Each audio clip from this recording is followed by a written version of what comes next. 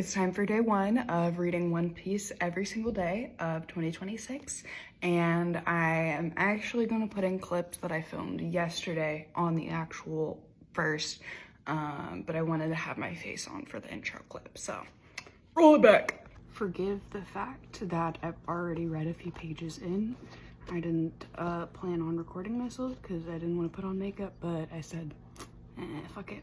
On page one, I love the phrasing of Gold D. Roger. I love the phrasing. Who lopped his head off. That was hilarious to me. Definitely not the same phrasing as we see in the anime. And I do actually think that the anime definitely improved on the phrasing of this opening scene. It feels more iconic. It feels like it flows better. I promise my analysis will get more in depth as we go on. As you kind of go into this, like, it kind of like feels like a similar experience as watching the intro. I don't know, maybe that's just me.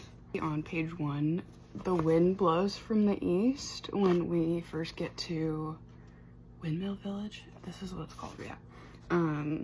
Dragon weather, devil theory, dragon weather theory. Already page two, we see Luffy stabbing himself in the face. Love it. Great introduction to our main character. And I also love how Luffy just sucks at swimming already. Like, it was meant to be. Like, he was not meant to be a swimmer anyway, so he didn't really lose out on that much. Already, the red hair pirates are like very much emphasizing the meaning of being a pirate, exploring, having a good time, and best of all, pirates have freedom. Chapter one, we're on this already. Being a pirate isn't all fun and games, you know. There's lots of duties like pillaging, hostage taking, heavy drinking, and swimming. Love it. Luffy, would you like something to eat? Yes, just put it on my treasure tab.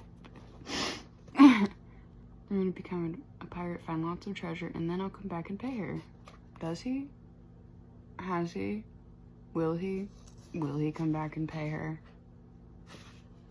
I bet he will. I bet he will. These guys come in and fuck up the vibe. The Scourge of the Mountains.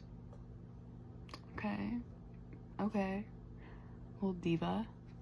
I kind of feel guilty. I guess we drink up all the liquor. Sorry about that. Sorry about it. They make the slamming of over the head. They make that so dramatic in this panel. I love it.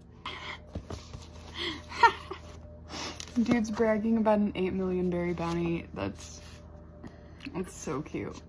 8 million berry bounty. It's so cute.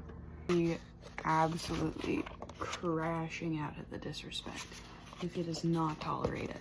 But what kind of man lets himself be treated like that, then laughs about it? You're a disgrace to all pirates. Oh, Luffy, how little you know. Yeah, when you grow up, maybe you'll understand exactly. Where are you going? To go find a real role model. Luffy. Oh.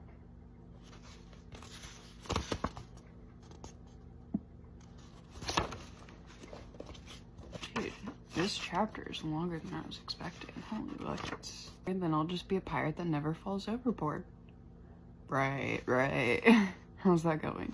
True, sometimes it takes more courage not to fight. Luffy, you know this. You know this now. A real man has to stand up for himself no matter what. No, I mean, like, Luffy, don't get me wrong, he's definitely someone who, like, does stand up for himself, but he's also willing to, like, be degraded for a good reason, you know? Like, he let a member of his crew beat up on him a couple different times. He learns this eventually. He's the one who started the fight. Yeah, classic Luffy. It's so funny to keep seeing the read this way on like every other page. Like, I know, but like I see why they put it in the first chapter. I'm curious if they'll do that for the rest of the volumes or just this first one.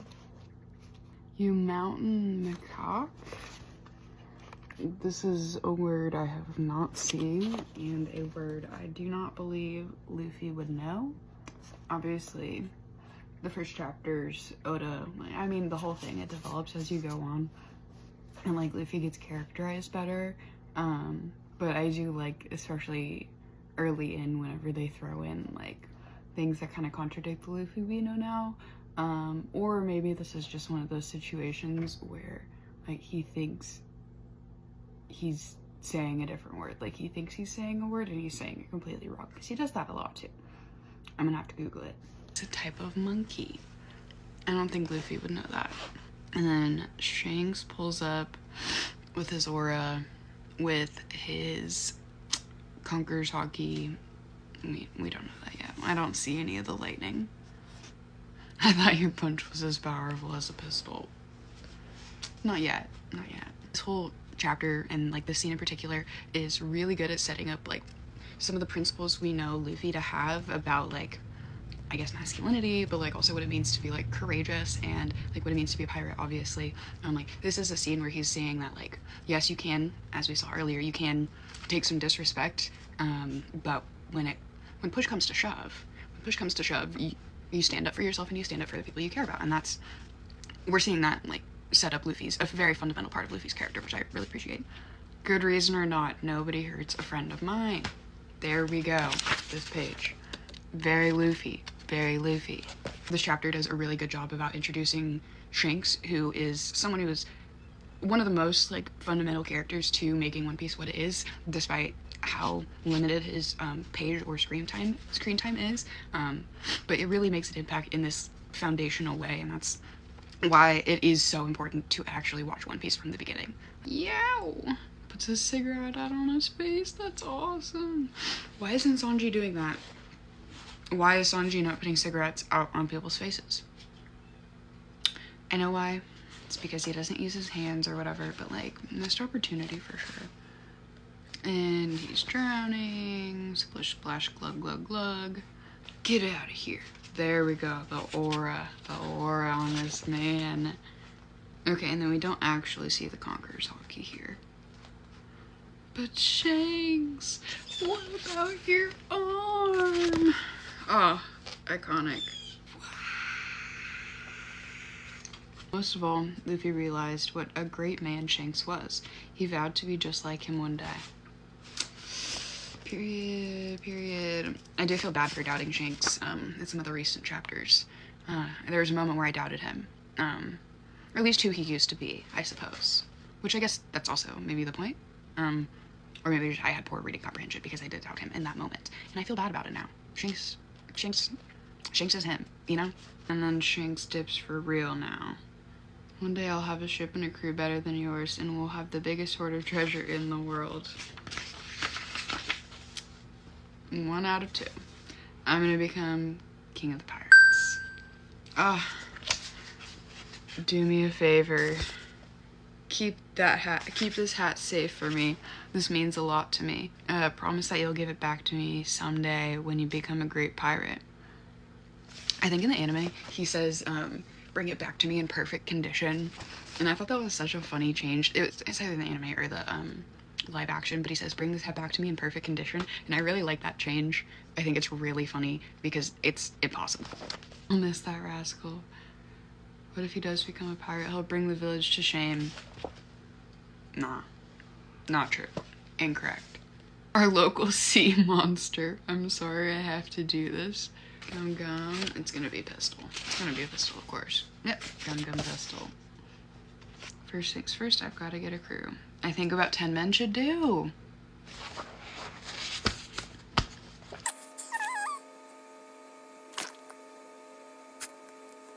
One more. Okay. That took me way too long. 10 men? I know we're still trying to figure out who number 10 is going to be, but I think where we currently are in Elbaf, I think that is encouraging. I have encouraging thoughts about number 10. I'm so getting ahead of myself. And we'll need a pirate flag. Look out, world, here I come. I'm gonna become king of the pirates. Okay, that's twice in one chapter. Thrice in one chapter? And now I'm going back for some reason. Yeah, he said it twice in this chapter, and I'm gonna keep a running tally as we go through this, so watch out. We found Luffy's great voyage of destiny has begun. Dun, dun, na, na, na, okay, chapter 1 is done, folks. We're back here. Sorry. My analysis in the original recording was kind of ass, so I wanted to come back and give it a little redo.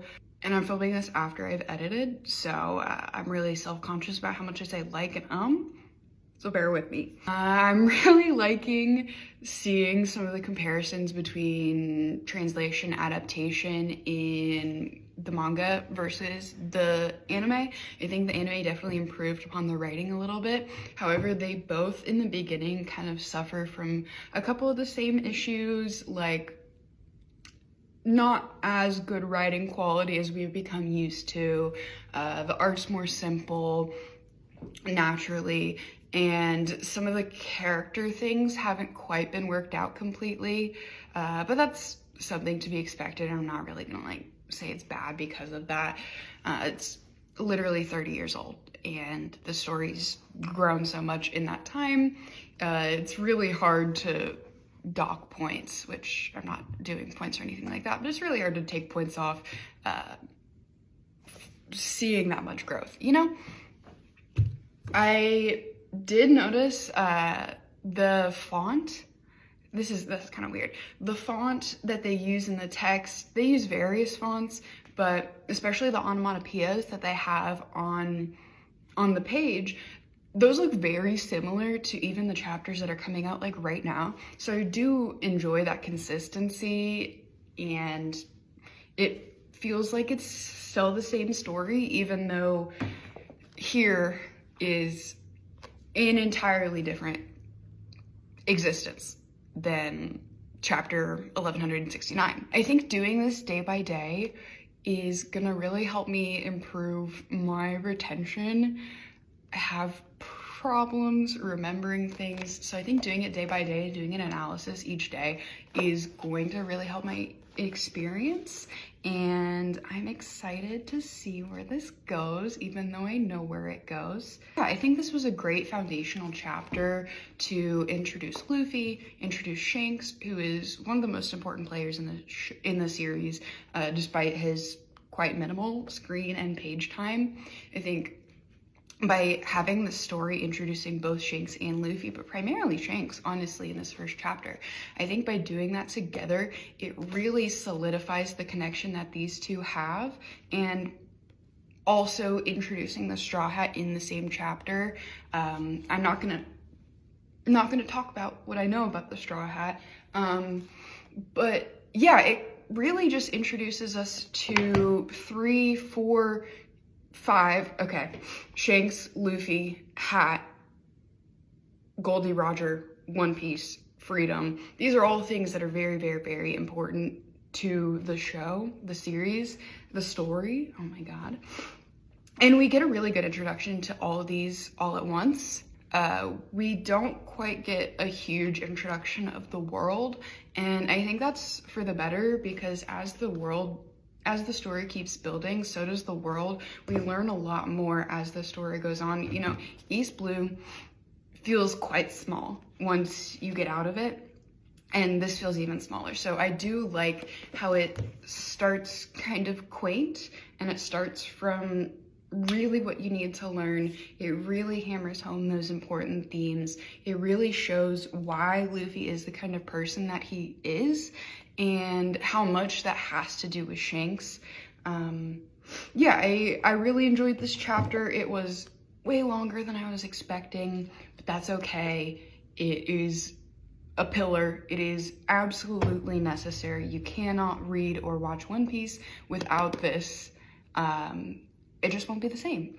So yeah, stay tuned for my analysis of part 2.